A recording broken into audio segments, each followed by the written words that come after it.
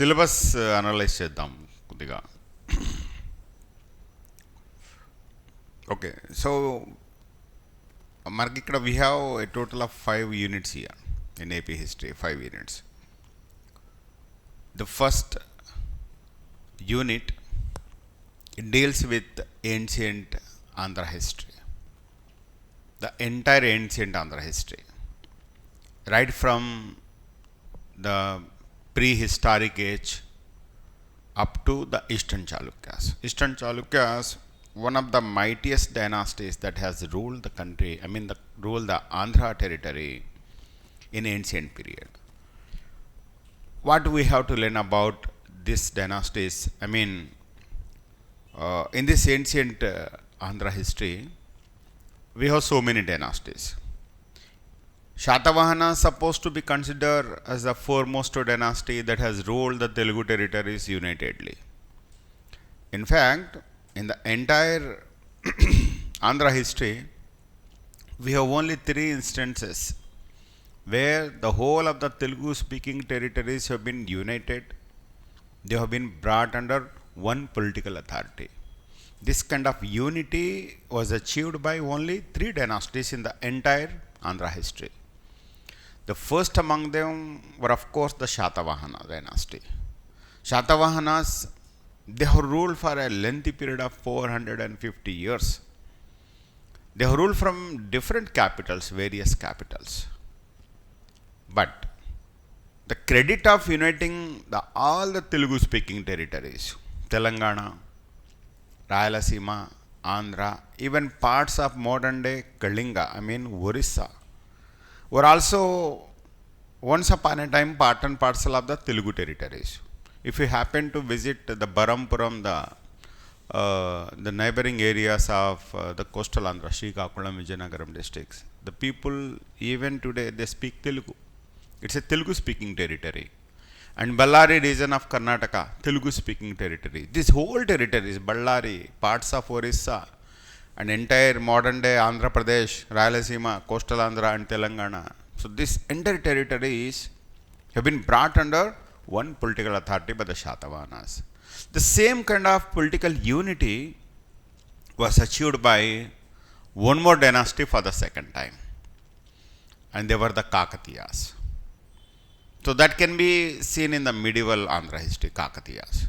So Kakatiyas, there was a great ruler in that dynasty by name Ganapati Deva. This gentleman has achieved this feat of uniting all the Telugu speaking territories. So Ganapati Deva's rule lasted for more than half a century. During this half a century of lengthy rule, he was undoubtedly one of the greatest king of his times, not only in the history of Andhra, but in the history of South India. So he has also conquered all the independent smaller principalities, smaller kingdoms that were there during his period in the coastal Andhra, in Rayalaseema. All of them have been conquered. So first, after consolidating his power in Telangana, he turned towards coastal Andhra, then occupied the whole of coastal Andhra and Rayalaseema.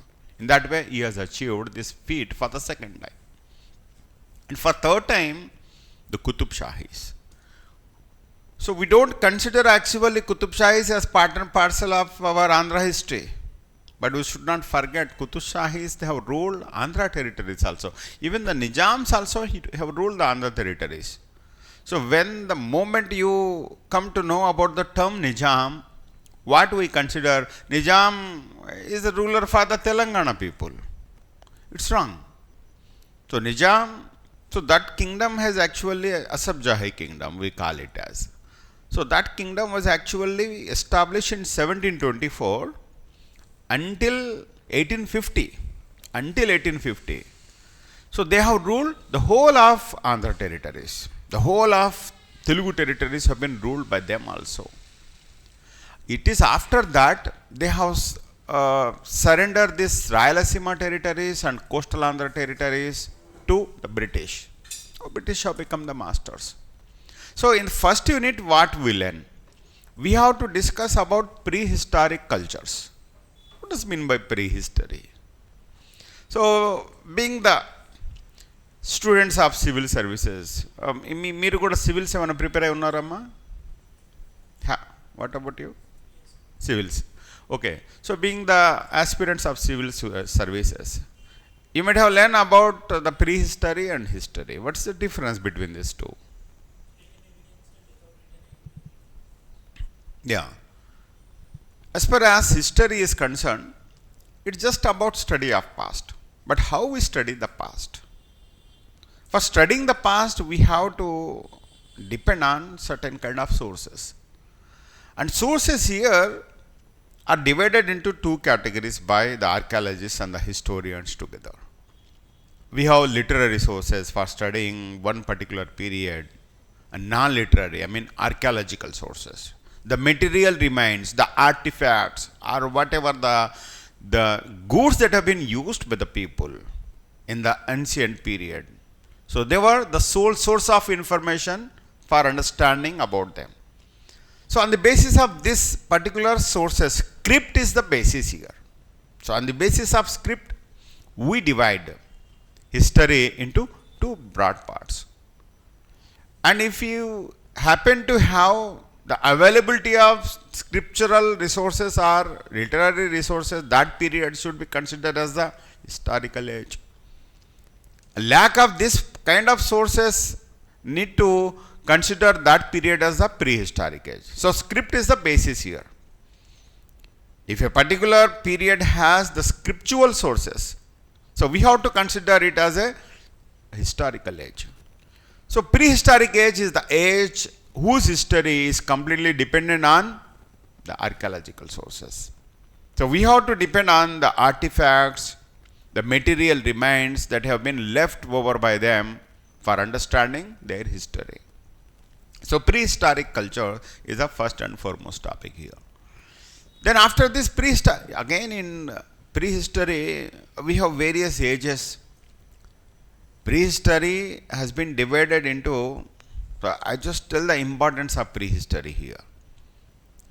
So what is the total length of the period of prehistory? Do you have any idea about that?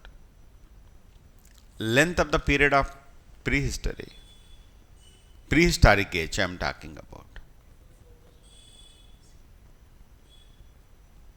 Before 4000 BC, up to time immemorial, unlimited period, lakhs of years of period, right from the beginning of the early man on the earth, right from the origin of early man on the earth.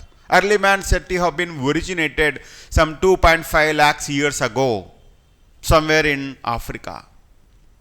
Right from that period up to the historical age, So up to, the 4000. So this is the lengthy period which actually should be considered as a prehistoric age. So if a film director, for example, happened to be asked to make a documentary about the history of the human being on the earth, he has to allocate 59 minutes for showing about the history of prehistorical age. So that's the length of that period.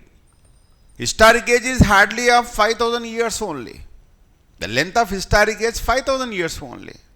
When coming to India, when we have our earliest script in the country, we have our earliest script in Indus Valley civilization, but it's of no use. You cannot consider that period as historical age properly. And coming down to the Rigvedic Aryans, it were these people who have discovered the script. From this period onwards, we have historical sources. Though Indus Valley people, they have a kind of script by name pictography script. It's of no use to us. We were not able to get anything about them with the help of that script. So that's the reason why a documentary director, he has to allocate 59 minutes for showing the progress, for showing the lifespan, for lifestyle of the human who have lived in the prehistorical age. And he has to explain about the historical age in just 1 minute of duration. That's the length of the period of prehistory. So this entire prehistorical age has been divided into various phases again, various stages can be seen here. Stone Ages, one of the important classification here. So on the basis of the implements that have been used by them, the material that has been used for making the implements. So that was the reason why the prehistorical age, most of the part of the prehistorical age has been considered as the Stone Age. Stone is a dominant material which has been used by these people for making their implements. Their lifestyle completely depended on the stone implements. So రాతితో చేసినటువంటి పనిముట్లు. So that was the most popular part of their life. So hence this entire period has been considered as the Stone Age.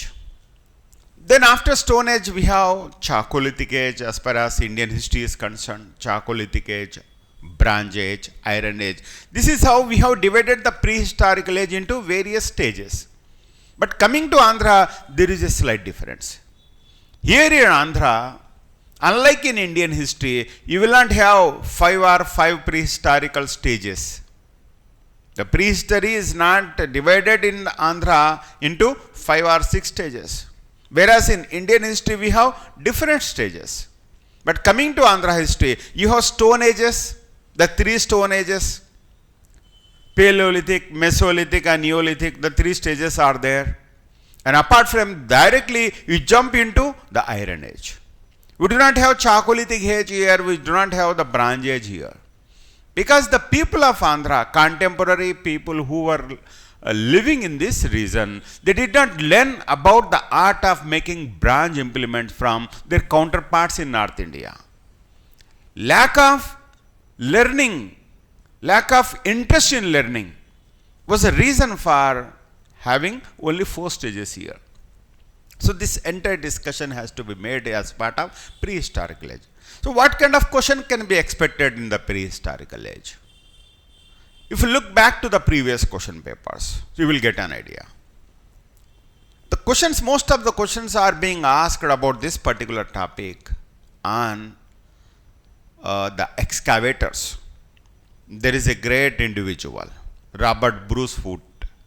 This Robert Bruce Foote was the pioneer of archaeology, prehistorical archaeology in the history of Andhra. He has served in the Geological Survey of India as the employee of GSI.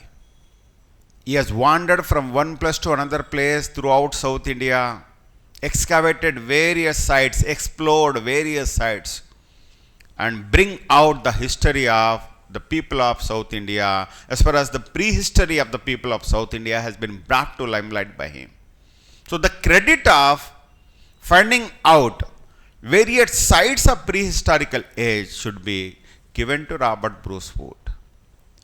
So Pallavaram, there is a place in Tamil Nadu. So we need not to bother about the sites situated other than Andhra. As far as Andhra is concerned, what question we can expect here? What are the major sites of each one of this age? The major sites are Paleolithic Age, Mesolithic Age, Neolithic Age and Iron Age. Iron Age has it has been called otherwise as Megalithic Age in Andhra history, Megalithic Age. I explain that when we take up this topic. So Megalithic Age. What were the sites of all these 4 ages? Where they are located? What was their importance? So this is the area where we need to focus. The sites, their importance. And if we happen to have the names of the finders or the excavators, that also can be an important area of examination here. Then, what was the lifestyle of the people during each one of this period? How they have lived? Coming to the Stone Ages. I mean in the Paleolithic Age. What was the lifestyle? Hunting and food gathering. That was the lifestyle. Coming to the Mesolithic Age, the lifestyle going to be changed a little bit. I mean Mesolithic Age has to be considered as a transition period from early, Stone Age, the Paleolithic Age to the Neolithic Age. By the time of the Neolithic Age, they have learnt the art of agriculture. They have learnt domestication of animals. Whereas domestication of animals can be seen in Mesolithic Age itself as far as Indian history is concerned. In the period of Mesolithic age itself, the people started domestication of animals. But here in Andhra, that activity can be traced in the Neolithic age, not in the Mesolithic age. So what was their lifestyle? And what type of implements they have produced in each one of this age? And where these implements have been recovered? So these are the areas where we need to focus when we have the discussion about the prehistorical age. So the finders are excavators, sites and implements and lifestyles, and apart from that, what can be expected here? I mean, the locations, there were certain locations here. For example, there is a place in Nandyal district, in Kurnool district, Muchatla Chintamanugavi, Billa Sargam. So here certain paintings of the period of this then people, the Neolithic people, has also been discovered. So these paintings, as far as Indian history is concerned, there is a popular place, Bhimbetka, where the people of Mesolithic period, they have had their painting on the walls of the caves where they used to live. Similarly, in the caves of Billasargam, Muchatla, Chintamanugavi, in the modern day Nandyal districts near Bethamcherla, on the caves, we have got a similar paintings. If we happen to have such rarest discoveries or findings, that also need to be considered as important. So here within this short span of time, so we have hardly some 100 days for the mains examination. Within this period, so we have to focus on such areas. Instead of learning the whole Andhra history, we have to focus on the areas from where the questions can be picked up. Questions can be asked by the examiner. So in that way, this course has actually been planned. So prehistoric cultures, one of the important topics here, from where at least 1 or 2 questions can be expected here. So we have 75 marks allocated for the entire Andhra history. 75 is the total marks here, the weightage given to this part. So prehistoric cultures can amount for 1 or 2 marks, undoubtedly. Then the Shatavahana, what was their importance? As the first political dynasty of Andhra history, Shatavahanas, they claim a lion's share out of 75 marks. So in the year 2008, this new syllabus has been introduced. Before that, there was no importance to the Andhra history at all. No importance was attached to Andhra history. Andhra history used to amount only for some 6 to 10 marks only, as part of history, that's it. But from 2008 onwards, the importance has been raised all of a sudden.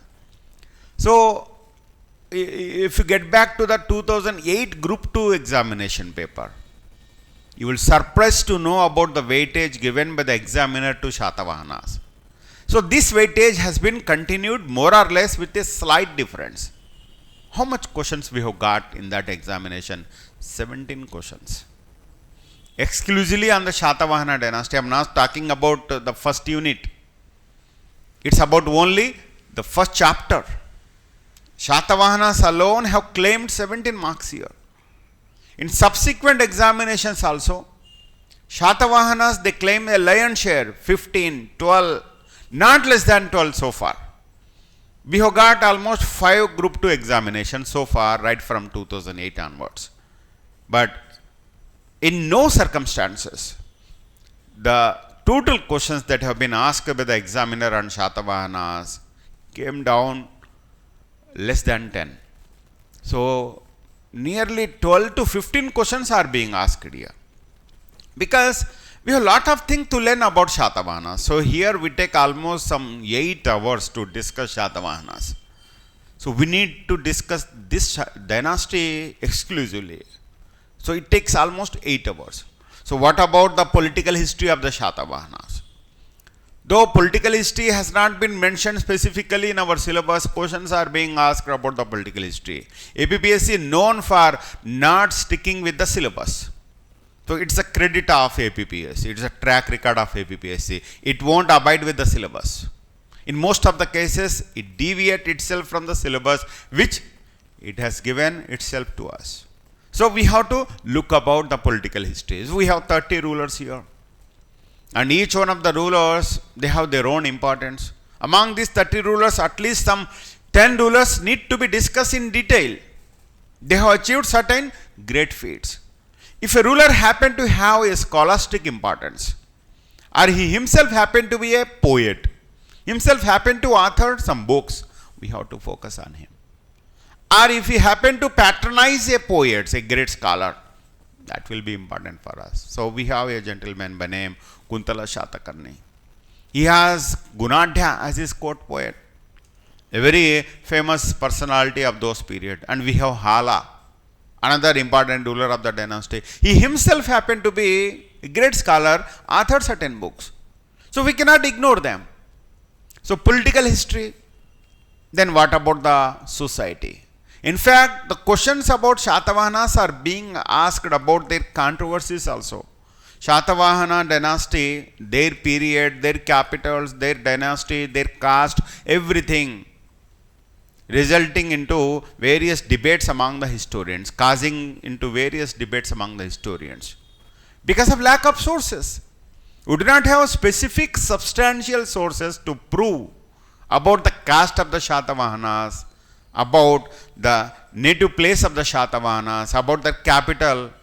So we do not have substantial sources to know about that. Naturally, what happens when we do not have substantial sources to understand about any dynasty? Historians, they come up with their own stories, their own analysis.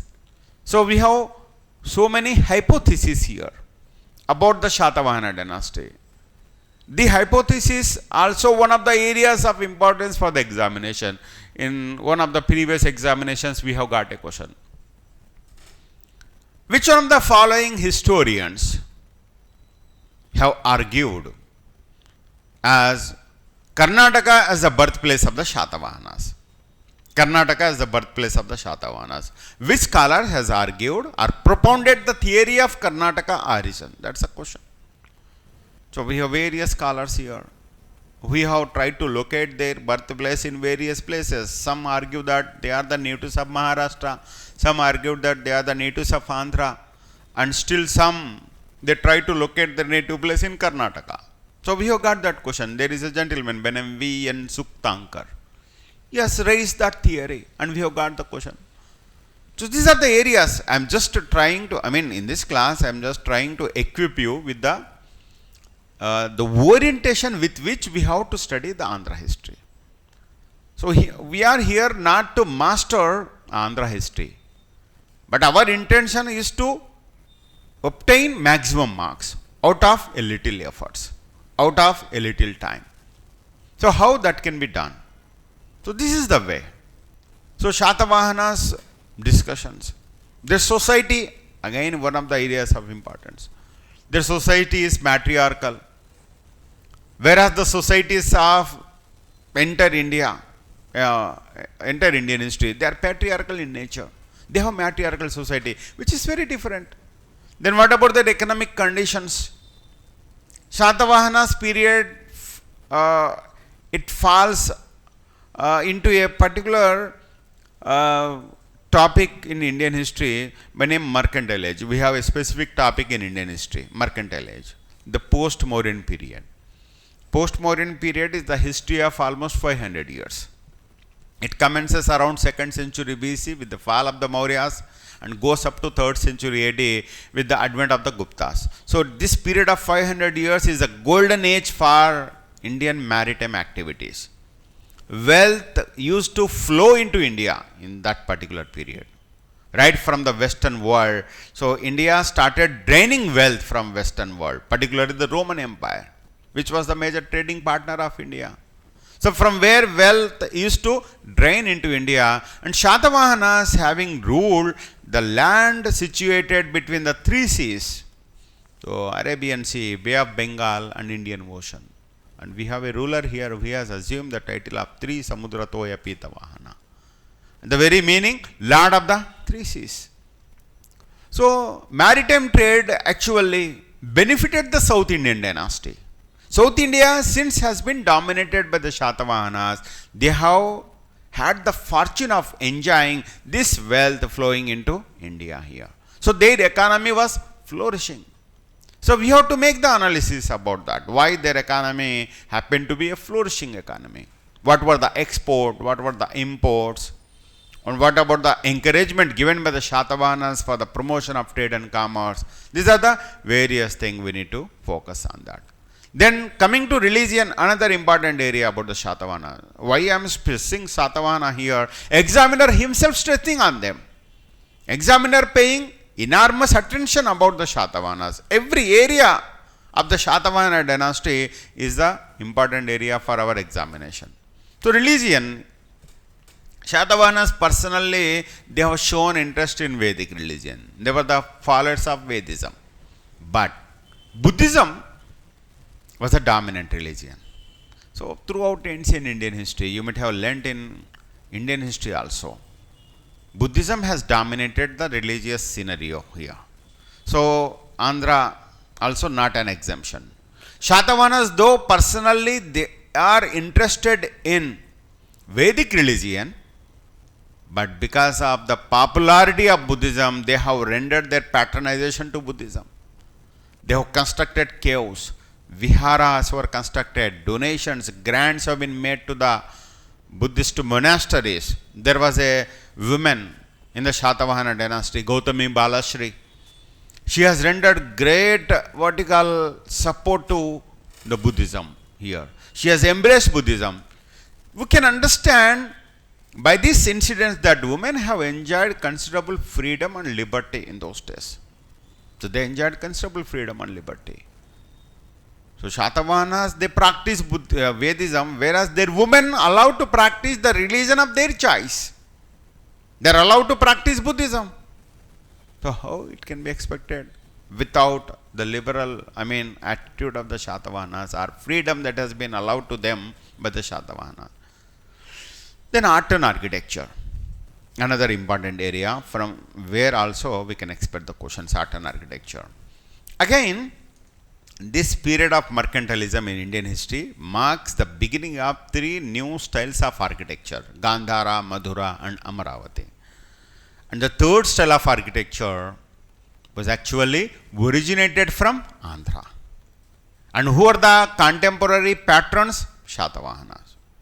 So, like Kushans, we have patronized the Madhura, like Indo-Greeks, we have patronized Gandhara, and here this Amaravati school of architecture was patronized by the Shatavahanas. So it's a popular style of architecture which has got the support of the common people also. Right. So this is about the Shatavahana, the areas related to the Shatavahanas. Then after Shatavahanas, another equally important dynasty was of course Eastern Chalukyas. But in the middle of these two, we have Ichwakus. It's a smaller dynasty, hardly ruled for 100 years. So they started their career as the feudatories of the Shatavahanas, but they have asserted independence after the decline of the Shatavahana dynasty. They too have followed the footprints of the Shatavahanas. Like Shatavahanas, they have practiced Vedic religion. Most of these people were Shaivites. But we have a gentleman, we have rendered his support to Buddhism also. So both Buddhism as well as Vedic religion have been patronized by them in the field of culture. So in the field of culture, art and architecture, they proved to be the ablest successors of the Shatavahanas. They have constructed earliest temples. Many Buddhist viharas, monasteries have been constructed. Even the stupa of Amaravati has also been rendered with a great contribution by the Ichwakus. They have enlarged the stupas like anything. So this stupa was actually constructed by Ashoka himself during his lifetime. But Shatavahanas expanded it. Further expansion work at this stupa has been carried by the Ichwakus. So Ichwakus' cultural contribution, architecture under them, and the religion under them. So these are the areas as far as these people are concerned. At least some 3-4 questions can be expected on the Ichwakus also. Shatavahanas amounts for more than 10 questions. So there was a damn minimum of 10 questions can be expected from the Shatavahanas. And Ichwakus also amounts for some 4 to 5 questions. Then coming to Eastern Chalukyan dynasty.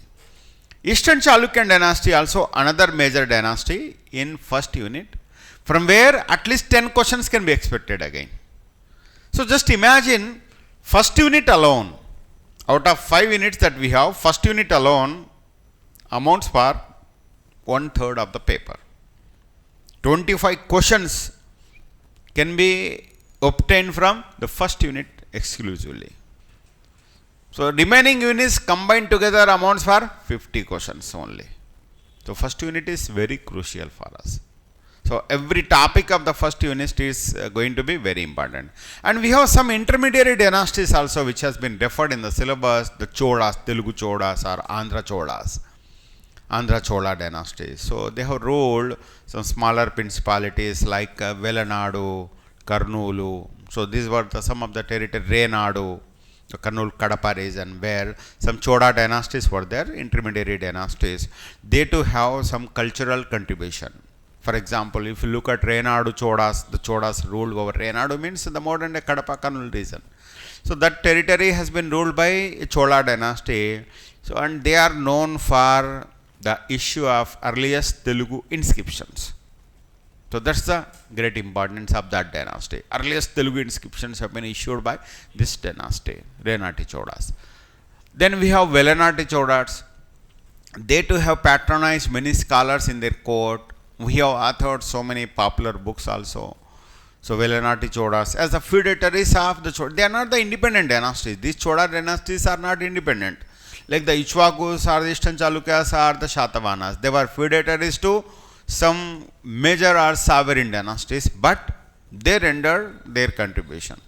So in that way, this Chola dynasty is also little more important. 1 or 2 questions can be expected on them also. So హీన పక్షం ఎలా చూసుకున్నా కానీ there will be a minimum of 20 questions, 25 questions from the first unit itself. Then second unit. What about this particular second unit? Second unit, just a line has been given in the second unit. Various major and minor dynasties that have ruled from 11th century to 16th century. That's a line. And we have to ascertain various dynasties that have ruled in this particular period. 11th century means end of the Eastern Chalukyas. 16th century means end of the Qutub Shahis. Beginning of the Qutubs, not end of, the beginning of the Qutub Shahis. Qutub Shahis rule going to be commenced in the 16th century. So right from the Kakatiyas, the first dynasty to come to power in the 11th century were the Kakatiyas. Right from Kakatiyas until the Qutub Shahis, the entire political history as well as cultural history, society, economy, religion of Andhra need to be discussed here. So this period also, Kakatiyas, you can expect some 7 to 8 questions. Qutub Shahis, you can expect some 7 to 8 questions again. Then we have Vijayanagara dynasty as an intermediate dynasty between these two. Kakatiyas, they have followed by Vijayanagara, and Vijayanagara, they were followed by the Qutub Shahis. And in the middle of these 3 major sovereign dynasties, we have some intermediary dynasties also. The Reddy kingdom was there, ruling from Kondavedu as the capital. And we have Musunuri Nayaka kingdom was there. Musunuru in Krishna district was the capital. They hailed from Musunuru, but they have ruled the Telangana region actually. So we cannot consider them as the rulers of Andhra region properly. But they hailed from Andhra. Their area of ruling was in Telangana region. So Reddy kingdom is a dominant kingdom here, about which we need to discuss. Again, what we have to focus when dealing with this Reddy kingdom, their literary contribution. Some great personalities were there. We have patronized literature, Telugu literature. So there was a gentleman by name Pedakomati Vema Reddy. He has patronized a great scholar, Kavi Sarvabhauma, Srinatha. Srinatha was his court poet. Srinatha has authored dozens of books in Telugu language. So it's the area of very much importance for us. Srinatha, there is no Telugu poet who can surpass the credibility or credit of Srinatha in the field of Telugu language and literature. In the entire medieval Indian history, he has dominated. So when discussing about this Eastern Chalukyas, we will discuss whatever the areas that we have discussed about the Shatamanas, their society, their economy, their religion, their literature. There comes Nannaya. Nannaya was a dominant person during the reigns of the Eastern Chalukyan dynasty. He has contributed about the rise of the Telugu language and literature. A similar contribution has been rendered by Srinatha also for Telugu language. So about whom question can be expected. Coming to the three major dynasties, Kakatiyas. Kakatiyas contributions to, so here when making discussion or making study, we have to focus on non-political history rather than political history. The king's military achievements are not important for us. The wars waged by the rulers are not important for us. No questions will be asked about that. But we discuss the rulers, we discuss the kings. In what sense? We discuss them in the sense of their literary merits, their cultural qualities, what temples have been constructed by them, what architecture has been promoted by them, what literature has been produced or patronized by him. So in that way we have to make the discussion about the rulers. Rulers themselves are not important. If they happen to have any such kind of cultural importance, then we have to take them into consideration. So that's the thing. Okay. So Kakatiyas, then comes the Vijayanagara dynasty. Vijayanagara rulers, you know very well. There was a great gentleman, Sri Krishna Devaraya.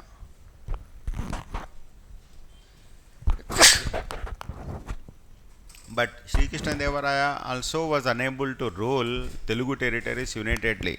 Only some parts of Telugu territories have been ruled by them.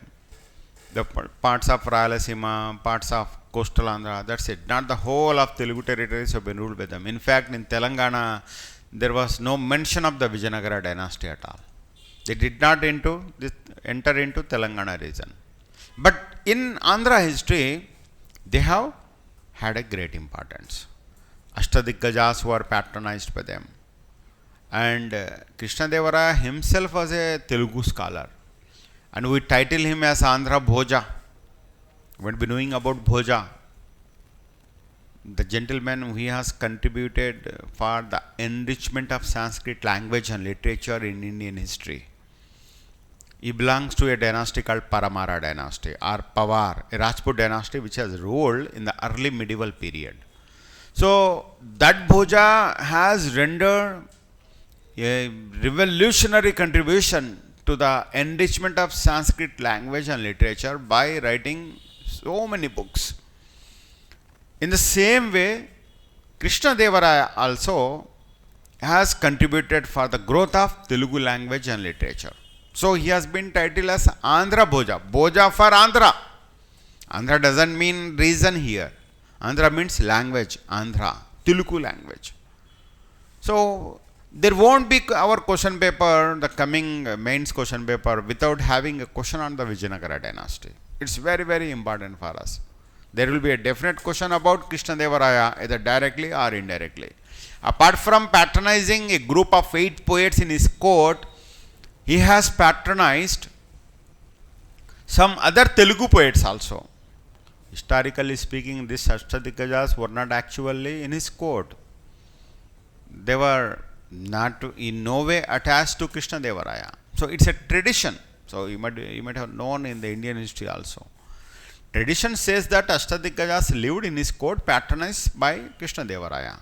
So we have to believe that, we have to follow that also. But historicity is different. If you get into the historicity of each one of these poets and scholars that have lived as part of Ashtadikgaja in his court, we will not be able to establish them in the period of Krishna Devaraya. So they lived after the period of Krishna Devaraya, some of them at least. Okay. So Vijayanagara is another major area from where at least some 4 to 5 questions can be expected. So from Kakatiya you can expect 7 to 8 questions, from Vijayanagara some 4 to 5 questions, then Qutub Shahis. Again 4 to 5 questions can be expected on the Qutub Shahis. Though their language was Persian, official language was Persian, Qutub Shahis have patronized Telugu also. Many Telugu poets were there. We have authored numerous works. Yayati Charitra, Addanki Gangadhara, Palkuriki Somanatha. So many such personalities can be seen in Telangana, particularly in Telangana. So Addanki Gangadhara, Tapati Samvarano Pakyanam. So many such books can be seen here. Saranga Tamaya, we have Malla Reddy. So some of the important scholars that can be seen in the period of the Qutub Shahis. So their contribution to Telugu language literature, another area of importance. But apart from that, Qutub Shahi is known for architecture. They have enriched their capital Golconda and Hyderabad with their Indo-Islamic style of architecture. So many monuments have been constructed by them. So on those monuments, though they happen to be located in Telangana region, we can get the questions about them. Qutub Shahi's contribution to art and architecture is another area of importance for us. Right. So that's about the second unit on which we have had a brief discussion. So here in this second unit, questions can be expected about all these three major dynasties, including the Reddy dynasty. So here from second unit, at least some 15 to 20 questions altogether can be expected. 15 to 20 questions. That means the first two units, they mark almost 50% of the total paper, more than 50% of the total paper. 40 questions at the least you can expect from first two units. So first two units need to be focused more compared to rest of the unit. It doesn't mean you can ignore the rest of the units, because every mark here going to cause a determining factor here. So we have to focus on all the units, but I am trying to explain their importance of each one of the units. So first unit more important, second important unit is the second unit. Then third, fourth and fifth. It deals with modern Andhra history. Ancient history in first unit, medieval history in second unit, and third, fourth unit they deal with Andhra history. Again, as far as the modern Andhra history is concerned, third unit deals with certain areas like Europeans, advent of the Europeans. So Bharata Desha Charitralo, we have some 5 European companies which have arrived into India for the purpose of establishing trade relations with India with their mother countries. Out of these 5 the companies, and 4 have arrived into Andhra. 4. You can expect a question. Which among the following European companies did not establish their settlement in Andhra? Did not establish their settlement in Andhra. So Portuguese were the earliest actually. Portuguese were the earliest. As far as India is concerned. But coming to Andhra, they were not the earliest. As far as Andhra is concerned, it were the British. British were the earliest here. Then followed by rest of the people, except Danish, except Danes. Rest of the companies, they have established their settlements here. So question can be expected on a simple question. Which one of the following European company did not establish its trade on the India? So that's an important question. Then what about their trade centers, where the trade centers have been established throughout the coastal Andhra? So nearly some 50 to 60 trade centers have been established by them. We have many popular trade centers in coastal Andhra, in Godavari districts, in Guntur, in Prakasham, Motupalli in Prakasham, Machilipatnam, in the modern day Bapatla, then Veeravasaram, so many places. So Nijampatnam, Kalingapatnam, Gopalapatnam, Vishakhapatnam. So these are the various, Pulikat. So these are the various maritime trading centers for these foreign companies. So trade centers is another area of importance here. Then establishment of the British rule over Andhra. How could the British able to establish the rule over Andhra? So from whom they have captured the political power? who were ruling before the advent of the British into the political authority or the political power in Andhra. So from whom they have taken this political power. So before the British, these territories were being ruled by the Nizams. Nizams were the rulers. There was a gentleman by name Nizam Ali Khan. When Nizam Ali Khan was ruling over the Nizam kingdom was a vast kingdom. When it was established by Nizam ul Mulk in 1724, it was consist of parts of Tamil Nadu, parts of Karnataka, entire Telugu speaking territories of Andhra, Telangana and Rayalaseema, Maharashtra. These are the areas. Literally speaking, the whole of South India was part and parcel of the Nizam kingdom. When under the reign of its first ruler Nizam ul Mulk, he was the ablest warrior, ablest general of the Mughals who declared independence subsequently. In fact, this reason which was considered as a Nizam kingdom in the beginning was actually one of the provinces of the Mughal Empire. It's a Deccan Subha. It was called as a Deccan Subha, one of the provinces of the Mughal Empire. And this gentleman has served as the viceroy, governor of this province, who asserts independence. But after his death, his successors could not prove to be a true successor to this ablest warrior. So during their reign, because of their weakness, because of their inefficiency, they lost many of these territories to the British. Parts of Tamil Nadu have been lost to them. Then they lost Rayalaseema. Then they lost this coastal Andhra, Northern Sarkars. Otherwise, they are called as Northern Sarkars, the ceded districts. This is how these territories have been lost to the British. So here, we can expect the questions. So, what are the wars that have been fought by the British? When we discuss the Indian history, modern Indian history, we focus on the wars which have been fought by the British to acquire India, to establish the rule over India. The Anglo-Mysore wars, the Anglo-Maratha wars, the Anglo-Sikh wars. So, we have so many such wars apart from the Plassey war or the Buxar war. So, these wars eventually led to the establishment of the British Empire there in India. But what about Andhra? What war they have fought here?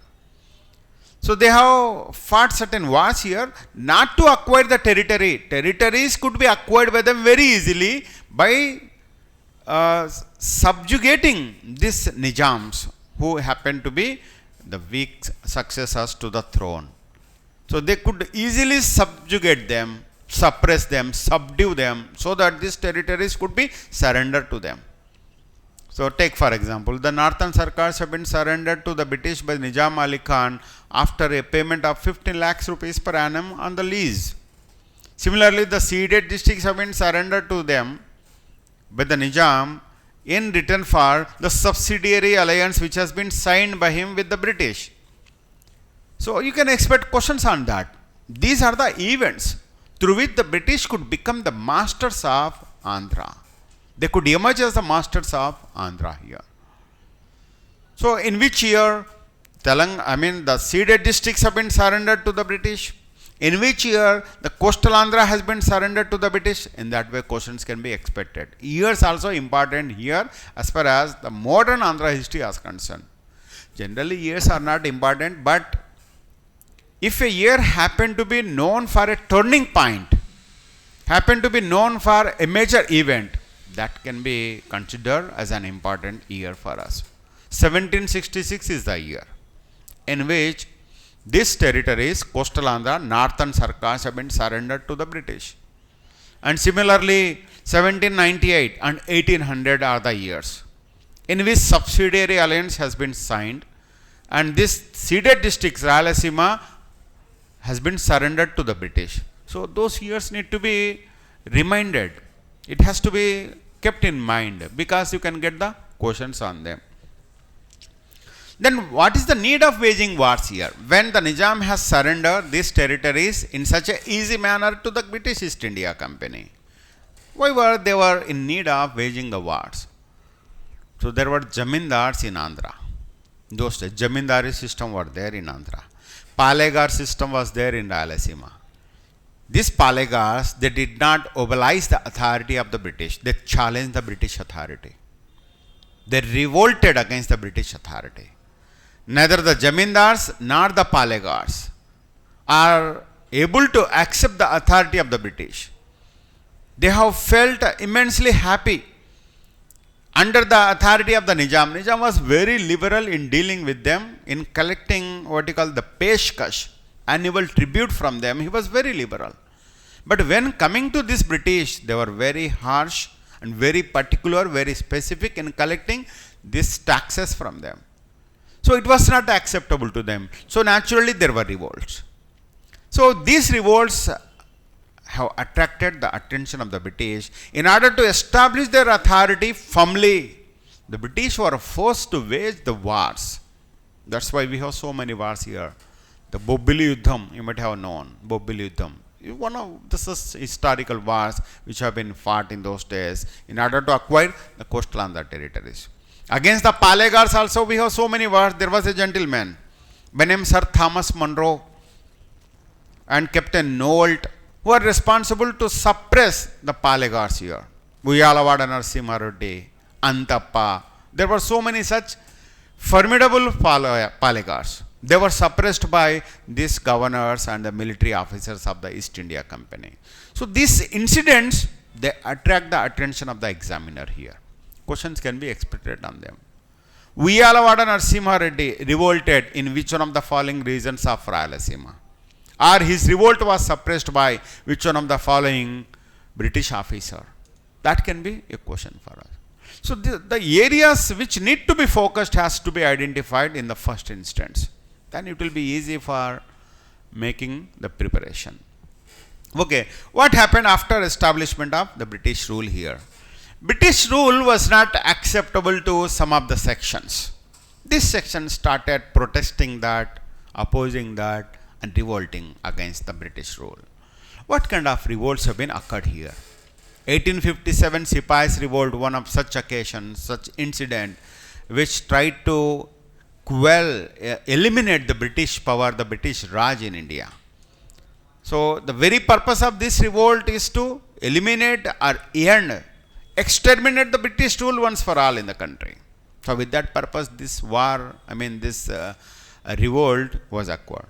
Similarly, we have the revolts of the Kisans, farmers' revolts in Andhra, peasants' revolts are there. Many peasants have revolted, not exclusively against the British, but even against the Jamindars also. Jamindars' oppression was one of the reasons for the revolts of the Kisans here. So Kisan revolts, Kisan agitations and their leaders and the areas and the years in which they were held were carried, another area of importance for us. So we can get questions on the Kisans uprisings in Andhra, anti-Jamindari struggle by the Kisans, by the farmers. So we have nearly more than a dozen of the Kisan uprisings here. Kisan organizations have organized this protest against the Jamindars, their atrocities. So on which questions can be expected? Every Kisan organization used to have a leader. Every Kisan movement used to have a leader, and the leadership of these people is one of the important area on which questions again can be expected. So రైతు ఉద్యమాలు జరుగుతున్నాయి, ఎవరి నాయకత్వంలో జరుగుతున్నాయి, ఎవరు ఎక్కడ జరిగిన రైతు ఉద్యమంలో ఎవరు నాయకత్వం వహిస్తున్నారు? So that's another area. Okay, then after this some other important area here in the third unit. Third unit also very crucial unit compared to last two units. Fourth and fifth units are not that much important. Fourth unit is not that much important, where the questions can be very less, but fifth unit is equally important here. Third unit, after first and second, third unit is the unit where we need to focus more. So here we have so many topics. So freedom struggle was also placed under the third unit, freedom struggle in Andhra. This freedom struggle, it commences with the establishment of Indian National Congress in 1885. But with the formation of this INC in 1885, freedom struggle slowly started what you call entering into the Andhra territories, Telugu territories. Here some poets, some scholars, they have produced nationalist literature. This nationalist literature that has been produced by them, authored by the scholars here, out of their patriotism, was one of the reasons for the strengthening of the freedom struggle in Andhra. So we have to see all the three phases of freedom struggle in Andhra, like you have already seen in Indian history. So in what way these three phases have their impact on the freedom struggle of the Telugu people. So Telugu people, they have started this freedom struggle due to the influence of the Indian National Congress, and many such events have been occurred as part of each one of the movement that has been started by Gandhiji.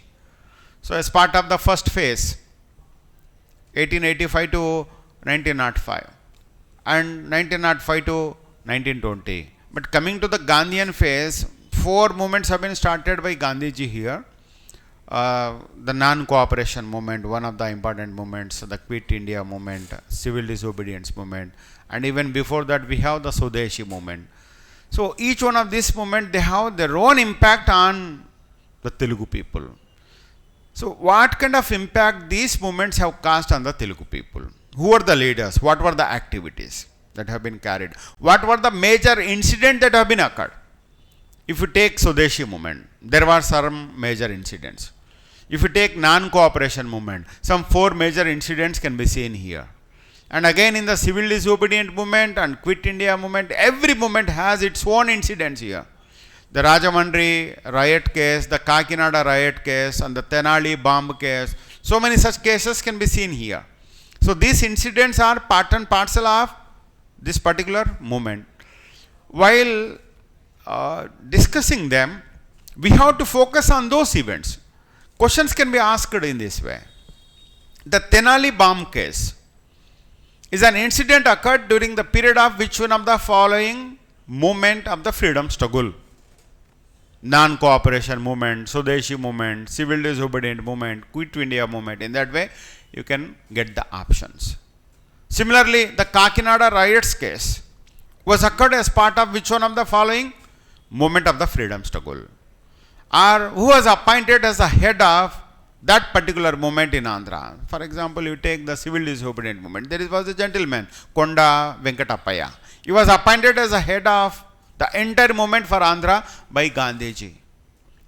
And similarly, the rest of the movements also have been appointed by such individuals.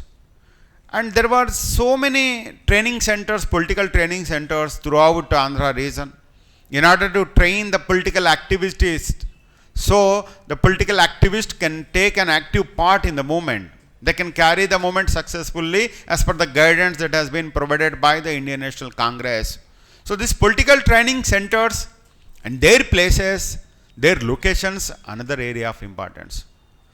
So in many places like Maipadu, Machilipatnam, Guntur, and Chollangi in Godavari district. So these training centers have been set up. The questions are being asked about them also. But here, one more area on which we have got the questions in the previous exams. Some nationalist songs have been authored by some scholars here, nationalist songs. Here questions can be expected in this way. We will be asked about a song and the occasion on which the song has been written by the scholar. For example, Veera Gandhamu Techinaramu, Veera Purushulevaro Tilupudi.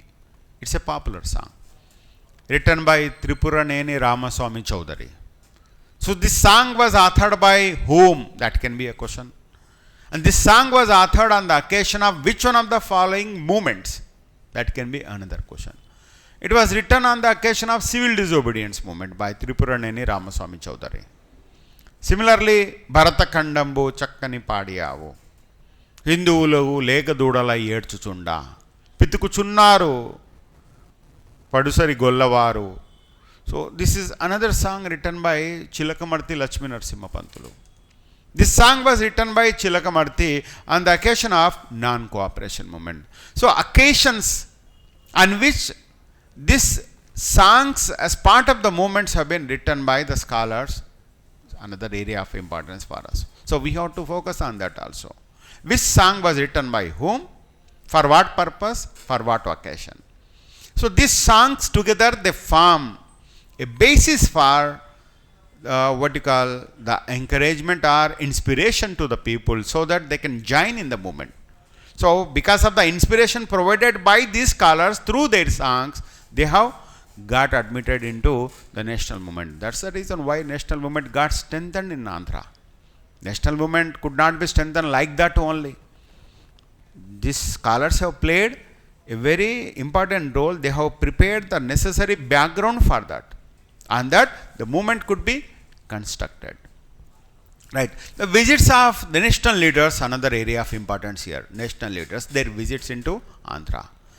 Take for example, so during the Swadeshi movement, Bipin Chandrapal has made an extensive tour of Andhra. Many places have been visited by him in Andhra. So questions can be expected on his visits. So where he has visited, who has accompanied him, who has translated his speeches into Telugu from Hindi. So questions are being asked about that also. Similarly, in non-cooperation movement, we have the visits of Gandhiji. Where Gandhiji has visited, what is the date or year in which he has made the visits. So what incidents have been occurred on the occasion of his visits, for example. In 1921, when Gandhiji has visited Vijayawada, an incident occurs. The incident is approval of tricolor national flag which has been prepared by Pingalli Venkaya. It's a very important incident. Until then, Congress doesn't have any flag of its own. Because of this visit, when Pingalli Venkaya presented his the tricolor national flag, it has been approved by the special Congress session that was convened in Vijayawada on the guidance of Gandhiji. So Gandhiji has approved that. Since then, it has been accepted as the national flag of Indian National Congress. So it's a very popular incident, very famous incident. So question can be expected on that. Then on the occasion of non-cooperation movement, many incidents have been occurred. Some Pullari Satyagraha or Pedanandipadu tax movement, anti-tax movement. Such incident have been Duggirala Gopala Krishnaya, the Ramadandu.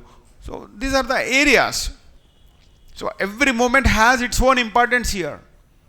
Like they have their importance in Indian history. If you look at the non-cooperation movement in Indian history, there was a great incident on which question can be expected in Indian history. The Chauri Chaura incident. It has attracted the attention of the whole nation.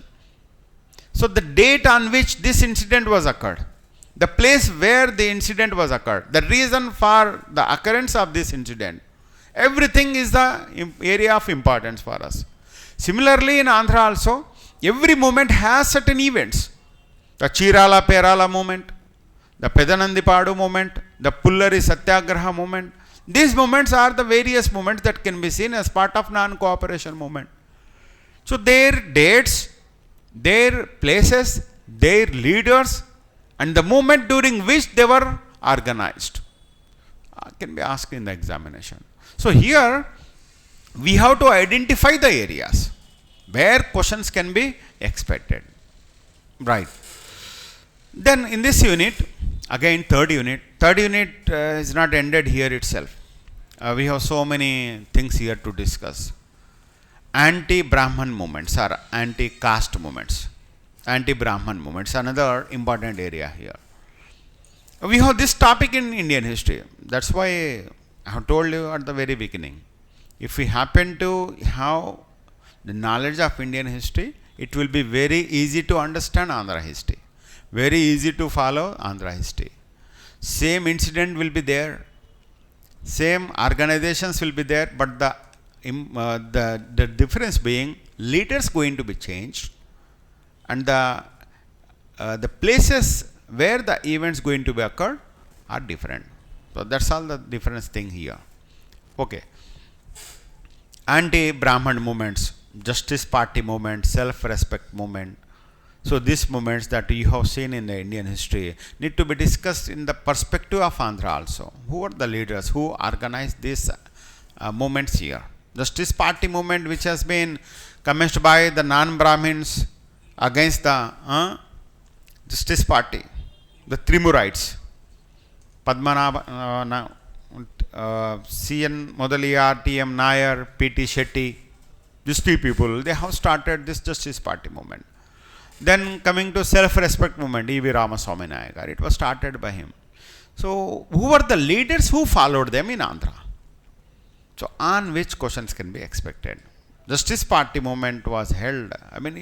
Under Justice Party movement, various meetings have been held in various places of Andhra.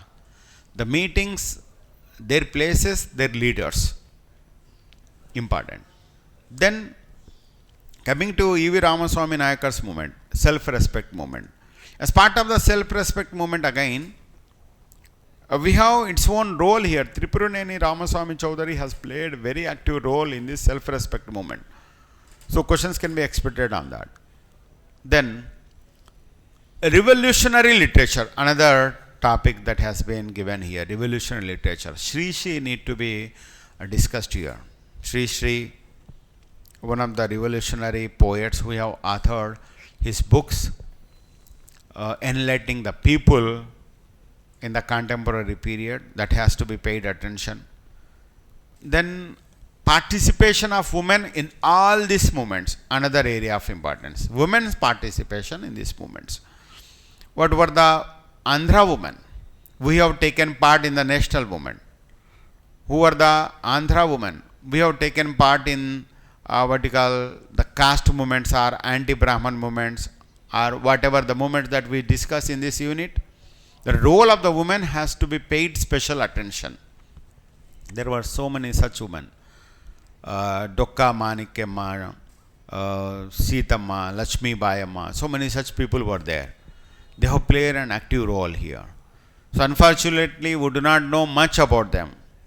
Nowhere their reference has been made, their history has been written.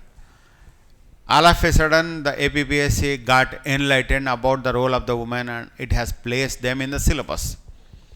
We do not have much information about these women participants in the movements. Except here and there, we have some scattered information which need to be consolidated so that we can have a better idea about them, so that we can crack our examination. So this third unit, as per my guessings, can amount for at least 15 questions. At least 15 questions can be expected from this. So based on the topics that we have here. So first unit some 25 questions, second unit some 20 questions, and third unit some 15 questions. So altogether 25, 15 and 20. Nearly 60 questions, and we left with 15 questions. And this 15 questions from the remaining 2 units. Coming to the fourth unit. This fourth unit is about one single incident. Entire fourth unit, it deals with one single incident. Creation of or formation of state of Andhra. That's it. Formation of state of Andhra. That's the theme of the unit. Actually, we need some 100 hours to finish this all 5 units. It takes 100 hours. Out of this 100 hours, more than 50% of the hours we spend on first and second unit only. They take more than 50 hours. I guess it takes 60 hours also. I was talking about the Shatavahanas. They take 10 hours at the minimum. Eastern Chalukyas, they take another 8 to 10 hours. Then we have the Kakatiyas, Qutub Shahis, Vijayanagaras. They each take some 6 to 8 hours again. We have a lot of things to discuss about them, and questions are also being asked in a large number about them. So accordingly, we have to pay the attention. Coming to the fourth unit, it deals with one important event, the formation of state of Andhra. So, in what way the state of Andhra could be formed by the people of Andhra? How they could achieve this feat of having their own state. It's a matter of identity, matter of the identity of the Telugu people who happen to be part and parcel of Madras Presidency. See, when the Nizam Ali Khan, has surrendered the coastal Andhra, northern Sarkas to the British, and later the ceded districts, the Rayalaseema districts to the British, what the British have done, they have integrated these territories to Madras Presidency and started ruling them as part of Madras Presidency. We used to have 11 districts consisting of the Telugu people. The total number of districts in those days in the Madras Presidency were 19, but out of 19, 11 are Telugu speaking districts. Our area geographically is more than the rest of the areas in this Madras Presidency, and population also is more than the people of Tamil, the people here. But despite that, Telugu people were disrespected, disregarded, humiliated, and in every sort of their life, they were subjected to discriminations, injustices. So, out of these injustices and discrimination that have been faced by the Telugu people, they have started this demand of having separate state. We need a separate state from Madras Presidency, divide up the influence of the Tamilians. So, in that way, a movement going to be commenced, the Androdhyamam. The very movement runs with the title of Androdhyamam. Now, the role of various organizations, various journals, various personalities will be the area of focus here. So, questions will be asked about them. Which journals played an active role, vital role in this Androdhyamam? Andhra ఉద్యమంలో, ప్రత్యేక తెలుగు రాష్ట్ర సాధన ఉద్యమంలో ప్రముఖ పాత్ర పోషించినటువంటి పత్రికలు, their founders, their contribution. This is how questions can be expected for us. Similarly, we have a series of events, in fact, responsible for the formation of the state of Andhra. Responsible for the state of Andhra. Series of events, at least some 10 events can be seen here. Right from the beginning of 1911. In 1911, one event can be seen. That was considered as the beginning of the very idea of formation of separate state for the Telugu people. There were two gentlemen who participated in a meeting that has been held in Guntur in 1911. They have prepared a map of the Telugu speaking territories. Telugu speaking territories here means not only Telangana, Rayalaseema and Andhra. Telugu speaking areas of Karnataka region, Ballari. Telugu speaking areas of Orissa region, the Barampuram. So with this, a map has been prepared. And within a couple of years of this session that was held in 1911, within a couple of years, an organization has been formed with the sole intention of, with the single goal of achievement of separate Andhra for the Telugu people. Andhra Mahasabha. This organization was formed. And it has played a very active role here in this movement. So, journals, leaders, organizations, their role in the formation of Andhra and various incidents responsible or necessitated the creation of the state of Andhra. So, we have some 10 incidents. Each one of the incident going to be very important. Question can be asked about them. So, this is where we need to focus. Instead of looking at here and there, we have to focus the areas where questions can be picked up by the examiner here. Okay, apart from this concept of, this particular theme of formation of the state of Andhra, we have one more important small topic here which has been inserted by the APPSC, library movement in Andhra. in 4th unit itself we have this topic also as a smaller topic, library movement in Andhra. So library movement, it's a movement which has been started by Ayyanki Venkataramanaya. There was a gentleman by name Ayyanki Venkataramanaya. Library movement has a crucial role in Telangana than in Andhra. Telangana was more backward than Andhra, so they were in a bad need of awareness, enlightenment. This enlightenment could be achieved by the people of Telangana because of the library movement. So here library movement was started by Komaraju Venkata Lachman Rao, another native of Andhra. But as far as Andhra library movement is concerned, it has played an active role. So the very purpose of library movement, establishment of libraries, provision of knowledge to the people, creation of awareness to the people, so that people can be enlightened about their conditions and they can be able to question about the political authorities, they can question about the atrocities of the colonial government. So for that purpose, the library movement also going to play a very important role. So we have a few lines to discuss about the library movement. So at least one question can be expected about the library movement here.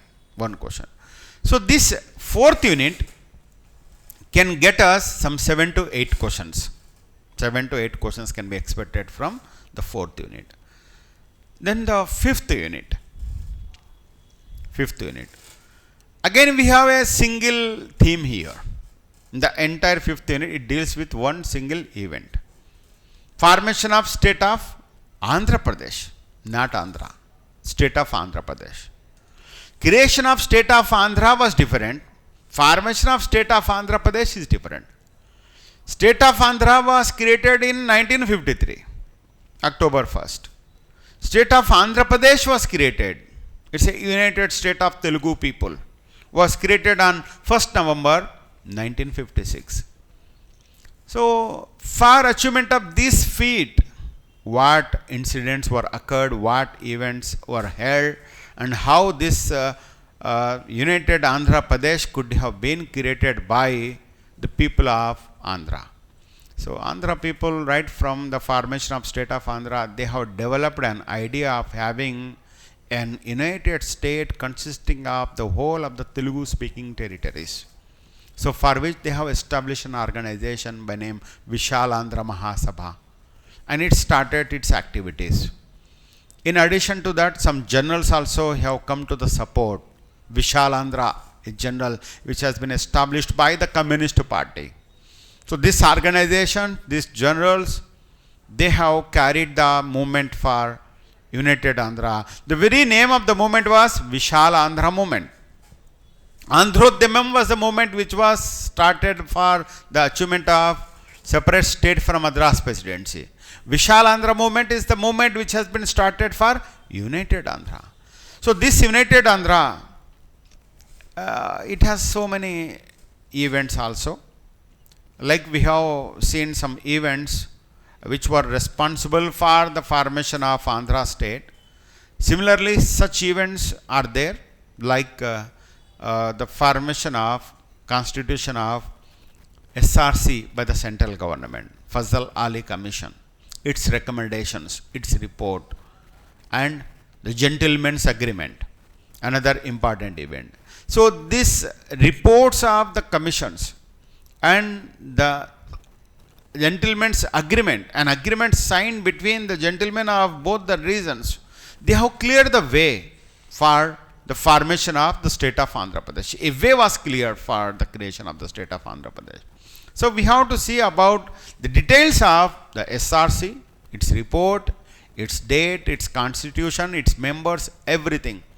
Then we have to discuss about gentleman agreement. Who are the parties who have signed in this agreement? Where the agreement was signed? On which date the agreement was signed? What it contains? What kind of assurances have been given to the people of Telangana so that their apprehensions, their suspicions, their doubts about the merger of Telangana with Andhra state could be eliminated.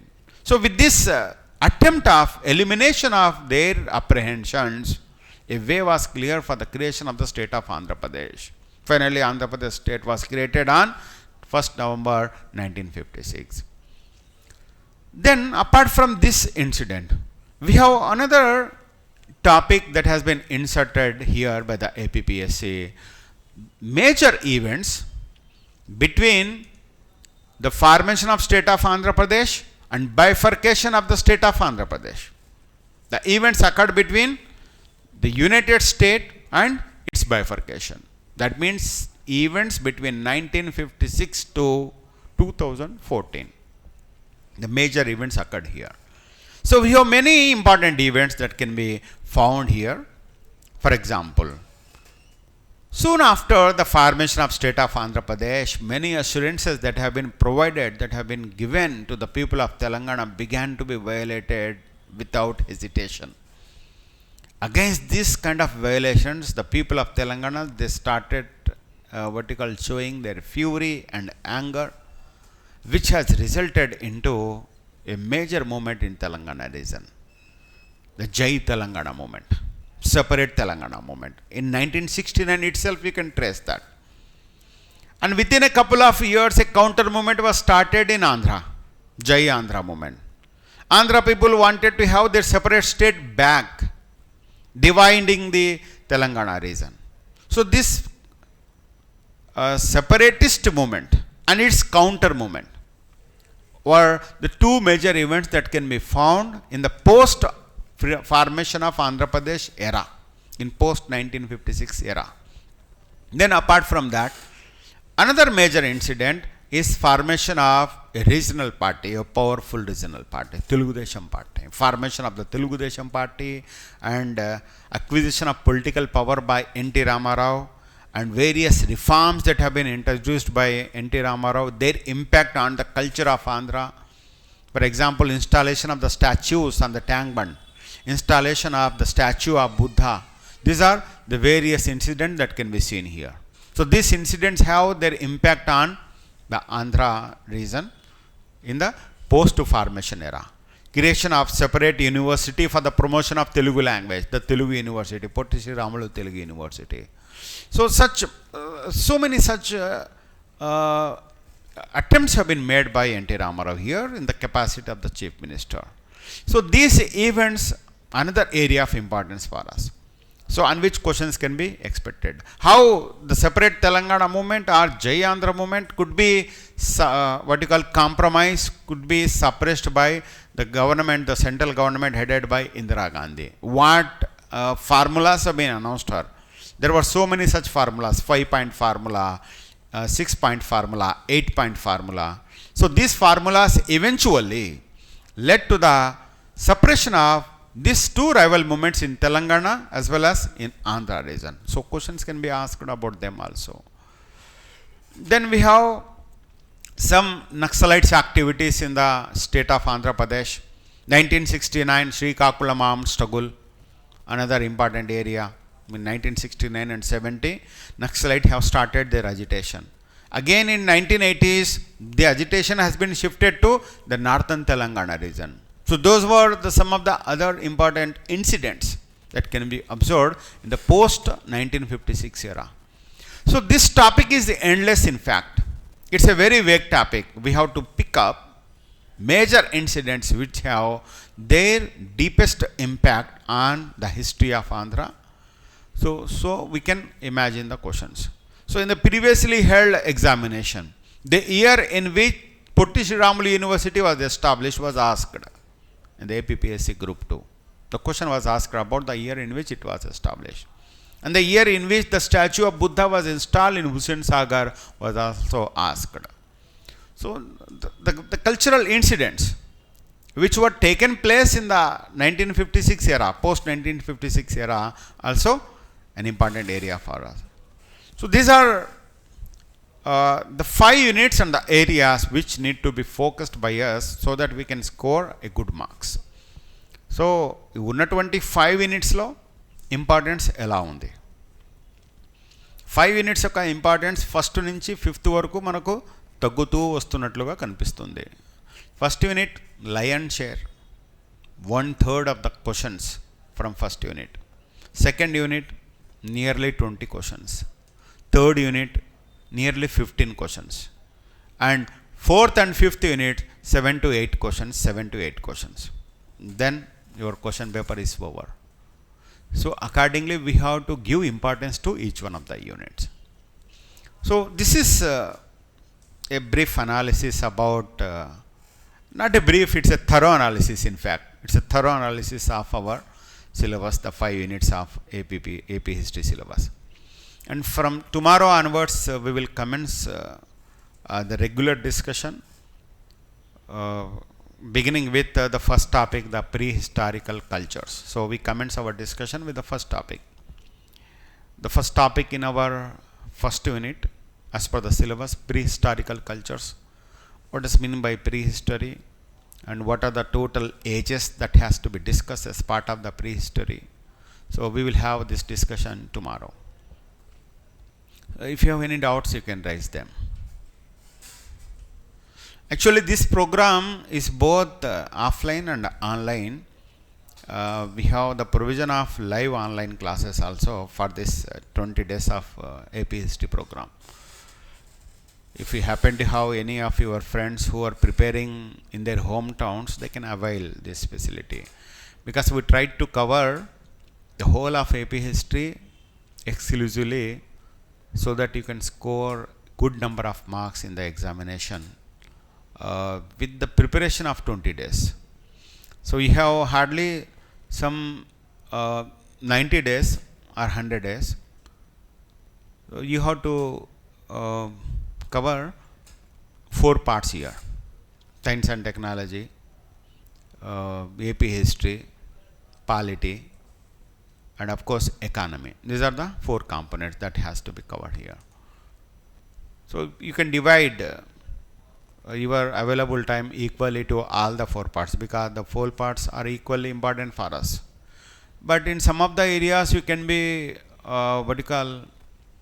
confident, which may not require much time, and the areas where you feel weak need to be focused more.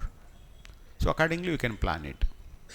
నేను క్లాస్లో మీకు చెప్తున్నటువంటి points మీరు miss కాకుండా ఎగ్జామ్లో పెడితే I'm sure that you will score good number of marks in AP history part. ఇక్కడ cover అయిన పాయింట్స్ మిస్ కాకుండా చేస్తే చాలు. మీరు ఇంకా అడిషనల్గా ఏదైనా అడిషనల్ కంటే అక్వైర్ చేయడానికి టైం లేదు ఇప్పుడు మీ దగ్గర. ఇవి స్కోర్ చేస్తే చాలు. అసలు ఎంత స్కోర్ రావాలి మనకు? 70% స్కోర్ వస్తే చాలు. గ్రూప్ 2లో సివిల్ సర్వీసెస్లో ఎంత స్కోర్ వస్తే మనం ఐఏఎస్లో అవుతాం? అంటే లెస్ దాన్ 50%. ఇక్కడ 70% ఎనఫ్ అనమాట. అంటే 150 మార్క్స్కు మనం 100 స్కోర్ చేస్తే చాలు. మీరు ఏపీ హిస్టరీలో 65 to 70 వరకు స్కోర్ చేయవచ్చు ఈజీగా క్లాస్ నోట్స్ నుంచి. You can score that. ఎందుకంటే డైరెక్ట్గా రాకపోయిన క్వశ్చన్స్ ఇండైరెక్ట్గా వచ్చిన by elimination process, by your awareness, your knowledge, you can reach to the right option. In that way you can score nearly 70 marks. I cannot assure 75 to 75. No, it's not possible. కానీ 65 to 70 వరకు మనం ఈజీగా score చేయవచ్చు. That I can assure you. Okay, we meet tomorrow.